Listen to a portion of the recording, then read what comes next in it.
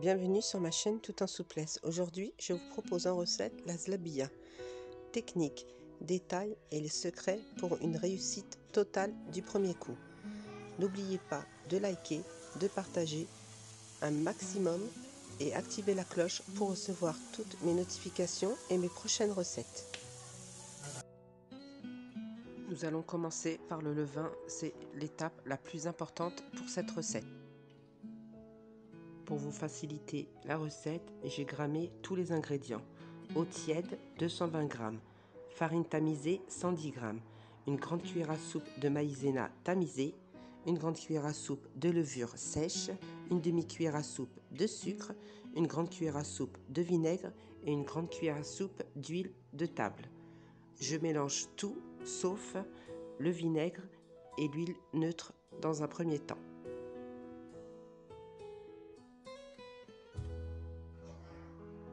Mixer 2 bonnes minutes. Bien sûr, s'assurer, car le récipient pour moi est trop profond, donc s'assurer qu'il ne reste pas de résidus comme la farine ou la maïzena, comme ceci. Donc remixer une bonne minute.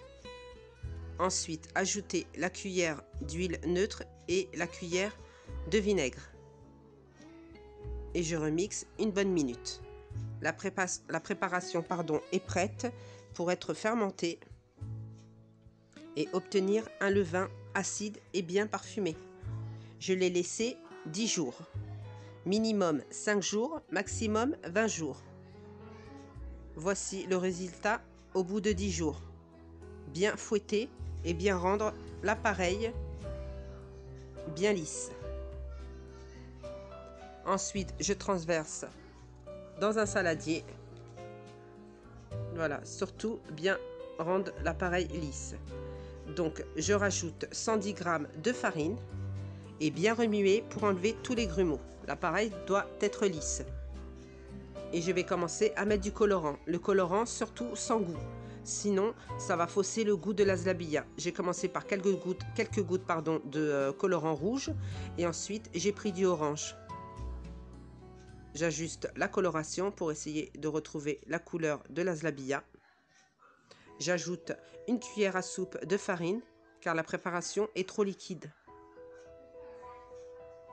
Ensuite, je vais ajouter une cuillère d'eau de fleur d'oranger. Je fouette. Voici une petite astuce pour savoir si la pâte est prête pour la cuisson. Je prends un entonnoir et j'y verse la pâte à l'intérieur. Bien sûr, je bouche l'orifice de l'entonnoir avant de verser ma pâte. Lorsque je retire mon doigt, voici la texture à avoir. La pâte doit couler en continu. Ensuite, je prends le bouchon de la bouteille et je forme un trou avec un pic que j'ai préalablement chauffé. Ensuite, je verse la préparation dans la bouteille. Moi, j'ai pris une grande bouteille. L'idéal, c'est d'avoir une petite bouteille. Je vais laisser poser ma pâte une vingtaine de minutes. Comme il y a un trou dans le bouchon, il faut recouvrir la bouteille de papier film et reboucher la bouteille. Laissez dans un endroit chaud et laissez reposer 20-25 minutes. Vous ferez attention au moment de dévisser le bouchon. Moi, je n'ai pas eu de souci car j'ai utilisé une grande bouteille. Pour celles qui utilisent une petite bouteille, dévissez le bouchon doucement pour éviter le cumul de gaz qui explosera à l'ouverture. Ensuite, je retire le papier film et je remets le bouchon. Il sera préférable de tester le bain d'huile avec un peu de pâte avant la cuisson. Chose très importante à faire aussi, comme dans la vidéo, regardez, avant de faire la spirale, secouez bien la bouteille et pressez la bouteille pour sortir l'air, car si vous mettez la pâte directement, c'est l'air qui va cuire et elle sera ratée. Et à chaque opération, à chaque fois que vous ferez une spirale, il faudra secouer et presser la bouteille. Donc ça, c'est la première.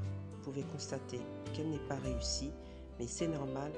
À force de faire au fur et à mesure les spirales, vous aurez le coup de main. Je forme des spirales que je coupe d'un trait pour lier la spirale.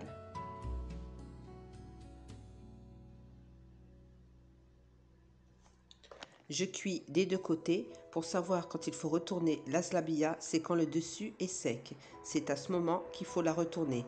Je la dépose sur un papier absorbant légèrement et ensuite encore chaude dans le miel froid. Je continue à cuire mes zlabillas jusqu'à épuisement de la pâte. Pour revenir sur les points forts de la recette, laissez bien fermenter le levain. Minimum 5 jours, pas en dessous. C'est à partir du 5e jour et jusqu'à 20 jours, faut vraiment sentir l'odeur du levain. Nous arrivons à la fin de la vidéo et vraiment, regardez, vraiment excellent, craquant à l'extérieur, vraiment une réussite totale. Vous pouvez l'essayer les yeux fermés, je vous le garantis à 100%. J'espère que j'ai bien expliqué, vous m'avez bien comprise. N'oubliez pas de liker, de partager et à la prochaine sur ma chaîne Tout en souplesse. Bye bye.